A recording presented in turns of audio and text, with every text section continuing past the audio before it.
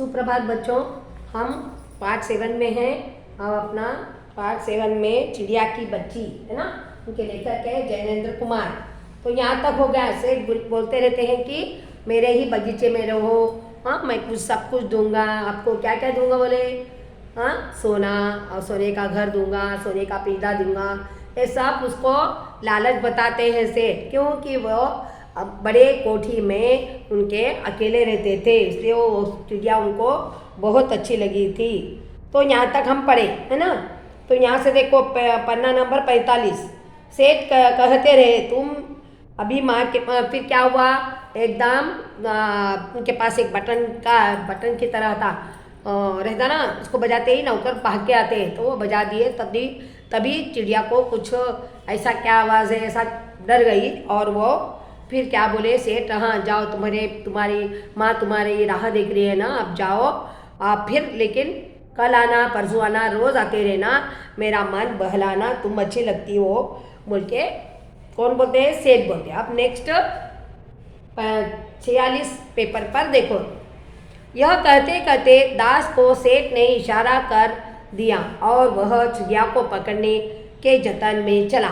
और उसको क्या करे, बातें करते करते ऐसा बटन दबाते ही क्या हुआ, नौकर आ गया अंदर से। उनके पास बहुत सारे नौकर थे ना, उन्होंने बोले ना दास दासी बहुत है, तो वो बटन दबाते ही उनके पास हाजिर हो गए नौकर। और उनको बातें में लगा दिया चिड़ियों को, और नौकर को इशारा कर दिया कि उस चिड़िया को पकड़ना है बोल के। तभी कहते कहते सेठ ने इशारा कर दिया और चिड़िया को पकड़ने को गया। कौन? देखो इनका नौकर, यहाँ पर सेठ है और ये उसको अचानक पकड़ने गया। कौन गया? नौकर। सेठ कहते रहे सच तुम बड़ी सुंदर लगती हो, तुम्हारे भाई बहन है? कितने भाई बहन है? उसको बातों में रख दिए। और क्या बोल रहे? सेठ कहते तुम सच्ची में तुम कितनी है सुंदर हो, और तुम्हारे भाई बहन है क्या? कितने भाई बहन है तुम्हारे को? और भी ऐसा पूछने लगे। चिड़िया, 2 बहन 1 भाई, पर मुझे देर हो रही है। चिड़िया ने कहा हाँ मुझे 2 बहन है और 1 भाई है, फिर भी मुझे छोड़ दो, आप जाने दो, मुझे लेट हो रहा है, देर हो रही है बोल के बोल। हाँ जाना, अभी तो उजेला है, 2 बहन 1 भाई है, बड़ी अच्छी बात है। हाँ तो फिर क्या बोले सर? हाँ जाएंगे, जाओ, लेकिन आपको तो अच्छा है, 2 बहन है 1 भाई है, वाह बोल के। पर चिड़िया के मन के भीतर जाने क्यों चैन नहीं था। वह चौके नहीं हो चारों ओर देखती थी। उसने कहा सेठ मुझे देर हो रही है। पर चिड़िया को ऐसा कुछ लग रहा था, बीच में अंदर ही अंदर डर लग रहा था। वो चुप ऐसा देखते ही रहती चारों तरफ, अपने चारों तरफ देखते ही थी। और कहा कि देखते देखते चारों पर ऐसा ही उसे डर लग रहा था, फिर भी वो इधर उधर देख रही थी। और सेठ को कह रही थी कि मुझे जाने दो, मेरा रास्ता मत रोको, मुझे जाने दो, मेरी माँ मेरा इंतज़ार कर रही होगी बोल के बोल। चिड़िया ने कहा सेठ मुझे डर लगता है, माँ मेरी दूर है। चिड़िया क्या कह रही? मेरी माँ राह देख रही होंगी और रात हो गई, मुझे बाहर घर जाने तक डर लगता है, और मेरी माँ बहुत दूर है बोल के बोल। रात हो जाएगी तो राह नहीं सूझेगी, अगर और भी रात हो गई तो मुझे अंधेरे में मेरा जो घर है वो नहीं मिलेगा, मैं रास्ते में रास्ता भूल जाऊंगी, इसलिए सेठ मुझे जाने दो। ऐसा कौन कह रही है? चिड़िया। इतने में चिड़िया को बोध हुआ कि जैसे एक कठोर स्पर्श उसके देह को छू गया। इतने में क्या हो गया, उसको ऐसा लगा कि अपने को कोई पकड़ने आ रहे, हाथों का स्पर्श उसको पंखों को हो गया। वह चीख देकर चींचिया और एकदम उड़ी, और एकदम से चींची करते हुए एकदम उड़ी। नौकर के फैले हुए पंजे में वह आकर भी नहीं आ सकी। ऐसा पंजा पकड़ रहा था ना, इंसान का पंजा बड़ा होता है और चिड़िया तो छोटी थी, तो ऐसा पकड़ने के जाते ही उसको आते ही वो चली गई। तब वह उड़ती हुई एक सांस पे माँ के पास गई और माँ की गोद में गिरकर सुबकने लगी। और क्या करी, वैसे ही उड़ते उड़ते वो चली गई, उड़ते उड़ते एकदम अपने माँ के गोद में गई। और ऐसा सांस अपन भागते भागते जल्दी भागते हम तो हम जल्दी जल्दी भागते गए तो कैसा होता, हमको सांस लग जाती ना, ऐसा ऐसा हाँफने लगते हम। तो वैसे ही वो हाँफते हाँफते गई, अपने माँ के गोदी में सर रख दी,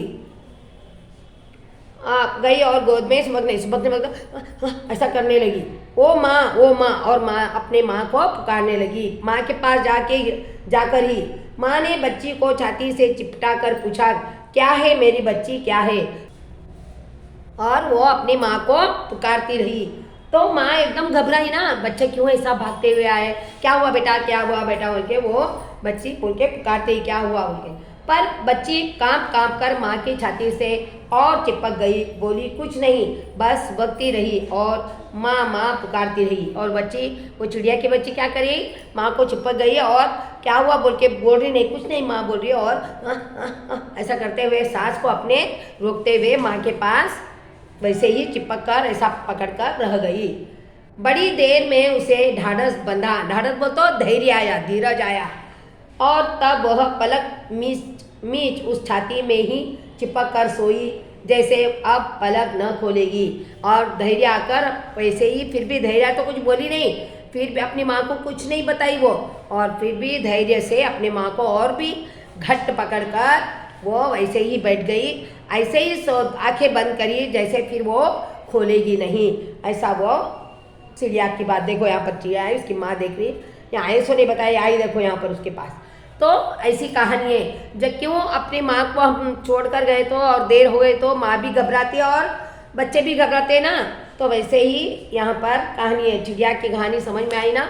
मतलब पशु पक्षियों में भी प्यार होता है, और बच्चों के लिए जैसे माता पिता अपने बच्चों के लिए कष्ट करके उनको पढ़ाकर लिखाकर छोटे से लेके बड़े करते हैं ना, तो वैसे ही पक्षियों में भी प्यार होता है। वह भी अपने बच्चों से बहुत प्यार करते हैं, और जैसे उसको उड़ना सिखाते हैं, चोंच में खाना लेकर खाना सिखाते हैं, और दूसरे की मदद करने सिखाते हैं, सब मिलजुल कर रहने। मतलब कैसा मिलजुल कर, मतलब वो बातें नहीं आती उनको, लेकिन देखिए अब कभी आपने आकाश में पूरे एकजुट होकर भागते हैं, देखो कभी देखिए आकाश में एकजुट होकर उड़ते हैं, वैसे ही कुछ ऐसे ही वो भी अपने बच्चों को अच्छी बातें अच्छी शिक्षा देते हैं। यहाँ तक अपना हो गया चिड़िया की बच्ची, है ना, समझ में आया चिड़िया की बच्ची।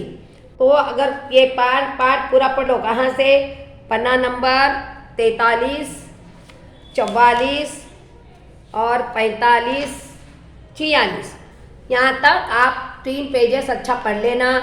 पढ़ाई भी आ जाती है अपनों को, हिंदी अच्छा फ्लुएंट से आ जाती है, अच्छा बात कर सकते और अच्छा पढ़ने आता, मात्राएं देखकर। पढ़ने के बाद उसमें से छोटे छोटे जो प्रश्न हैं वो मैं उसमें से पूछूंगी, आपको छोटे छोटे करके पूछूंगी। एक वाक्य में उत्तर रहता ना, वैसे प्रश्न मैं पूछूंगी, तो आप उत्तर देना आना है, आप पढ़ना है, और उसके नोट्स मैं दूंगी, और उसके आगे का जो भाषा भाग है, जो प्रश्न उत्तर है, वो अगले क्लास में बोलूँगी। लेकिन आप पढ़ना, और उसको जहाँ जहाँ आपको समझ में नहीं आए पेंसिल से रेखा खींचना, और जूम क्लास में ज़रूर पूछना, और जूम क्लास में प्रेजेंट रहना, हाज़िर रहना, तभी आपको समझ में आता। और स्मार्ट बुक भी खरीदिए, क्लास वर्क पूरे क्वेश्चन आंसर जो स्मार्ट बुक में है वो क्लास वर्क में लिखना, पूरा ऑब्जेक्टिव जो भी दिया वो पूरा लिखना। और पीछे जो हम वीकली होमवर्क दे रहे हैं आपको, सप्ताह में एक बार रहता, वो पीछे क्लास वर्क सामने, पीछे होमवर्क लिखकर वो आप दिए तो ही आपको मार्क्स मिलेंगे। और प्रोजेक्ट वर्क भी दिए ना, प्रोजेक्ट वर्क गतिविधि मार्क्स के लिए, वो भी जल्दी से पूरा करके आप लाके देना है, तो ही आपको अंक मिलेंगे। बच्चों ध्यान से पढ़ो और ध्यान दो, अब नज़दीक एग्ज़ाम आ रहा, अब अगले क्लास में जाने की तैयारी हो रही है, तो आप परीक्षा देना तो ज़रूरी है ना, इसलिए पढ़ना ज़रूरी है। और हमारा क्लास यही ऑनलाइन ही होगा, तो इसलिए आप हमारी बात सुनिए और पढ़िए, अच्छे बच्चे बनिए। हाँ, धन्यवाद बच्चों।